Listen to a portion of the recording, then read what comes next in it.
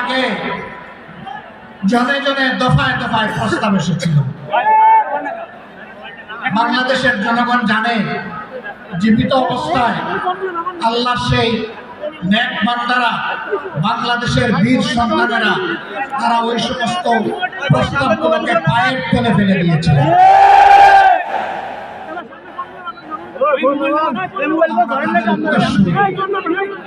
সুতরাং মেহরবানি করে আমাদের আর ধৈর্যের পরীক্ষা দিবেন না, তাকে মুক্তি দিন। কেন আমাদের নিবন্ধন আটকে রেখেছেন? নিবন্ধন তো জালিম সরকার কেড়ে নিয়েছিল, সেই জুলুম আপনারাও কি আমাদের উপরে করবেন? এই জন্য কি হাজার জনতা জীবন দিয়েছে? হাজার হাজার মানুষ পঙ্গুত্ব বরণ করেছে আবার সেই বৈষম্য দেখার জন্য। আমরা বাংলাদেশের মাটিতে আর কোন বৈষম্যকে বরদাস্ত করব না। সকল বৈষম্যের কবর রচনা না হওয়া পর্যন্ত আমাদের আন্দোলন অব্যাহত থাকবে ইনশাআল্লাহ।